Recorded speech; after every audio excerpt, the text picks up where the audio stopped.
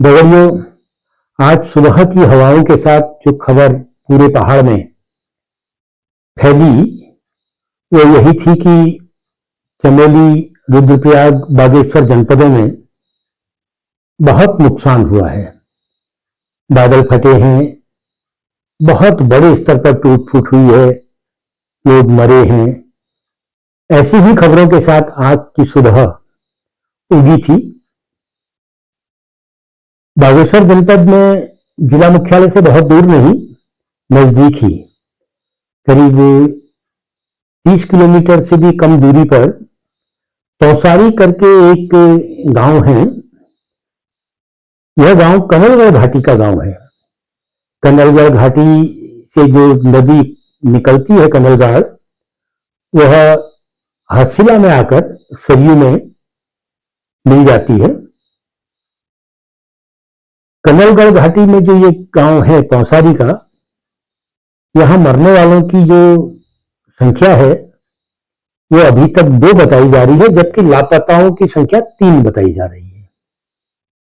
अभी सरकारी आंकड़े होते हैं कि कितने लापता हुए, कितने, जो सब मिल गया तो वो मरा मान लिया जाता है, जब तक सब नहीं मिलता है तब तक उसको लापता ही माना जाता है। लेकिन अगर हम वहां के लोगों की जुबानी सुने, आम भाषा में बातचीत करें, तो 5 लोग अब इस दुनिया में शायद नहीं रहे। बहुत सारे खेत, बहुत सारे पालतू पशु इस आपदा की भेंट चढ़ चुके हैं। कनलगढ़ घाटी में अगर हम थोड़ा पीछे की ओर जाते हैं तो 1984 जत्थाना में एक बड़ी दुर्घटना सामने आई थी। हमने जत्थाना की दुर्घटना से सीखने का काम नहीं किया। हमने कभी नहीं सोचा कि जत्थाना की घटना की पुनरावृत्ति हो सकती है।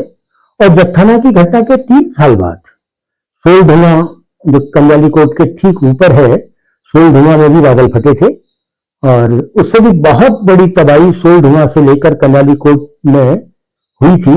बहुत नुकसान हुआ था, बहुत नुकसान। दोनों ही घटनाओं में लोग मरे भी थे।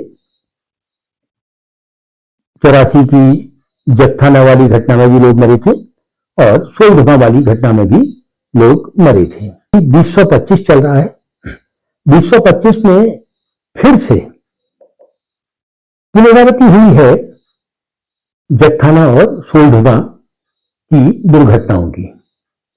अब सवाल यहीं पर आके अटक जाता है कि जब हम विकास की लंबी छलांग लगा रहे होते हैं, विकास के नाम पर बहुत बड़े स्तर पर हम तोड़ फोड़ मचा रहे होते हैं, तब क्या हमने कभी इस बात पर भी ध्यान दिया कि हम तो निर्माणाधीन पर्वत श्रृंखलाओं के हिस्से हैं और निर्माणाधीन जो पर्वत श्रृंखलाएं हैं उस पर बहुत बड़े स्तर पर तोड़ फोड़, विकास के नाम पर तांडव हमें क्या क्या लाभ दे सकता है, क्या क्या नुकसान।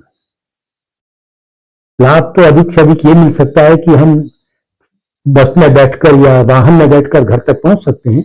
और नुकसान क्या हो सकता है, इसका अंदाजा आप जत्थाना की घटना से, सोलढुंगा की घटना से, या फिर आज जो घटना घटी है उससे लगा सकते हैं।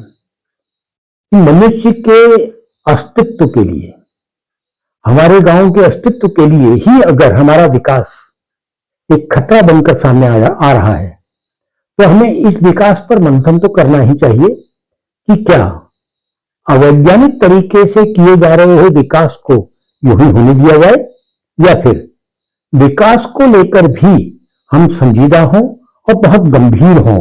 यदि हम विकास को लेकर गंभीर नहीं होते तो बहुत बड़े नुकसान भविष्य में होते रहेंगे। अभी हाल में ही आपने एक संसद सदस्य के मुंह से सुना होगा कि विकास होगा तो छोटे मोटे विनाश तो झेलने ही पड़ेंगे। ये धराली की घटना के बाद एक पुराने संसद सदस्य, जो वर्तमान में भी संसद सदस्य हैं, भारतीय जनता पार्टी के बहुत बड़े चेहरे माने जाते हैं, उन्होंने ये बयान दिया है। यानी कि सरकार अपने आप को ऐसे बयान देकर बचा लेगी कि साहब विकास होगा तो छोटी मोटी घटनाएं तो होंगी, विकास होगा तो जत्थाना होगा, करनी होगा, विकास होगा तो धराली होगा, थराली होगा, विकास होगा तो तौसारी भी होगा। ऐसे विकास को यही होने दिया जाए जिसकी परिणति सर्वनाश है। दगड़ियों, गंभीरता से सोचना होगा कि विकास के नाम पर परोसे जा रहे सर्वनाश को यूं ही सहन करते रहें या गंभीरता से इस सब को लें। फिर मिलता हूं।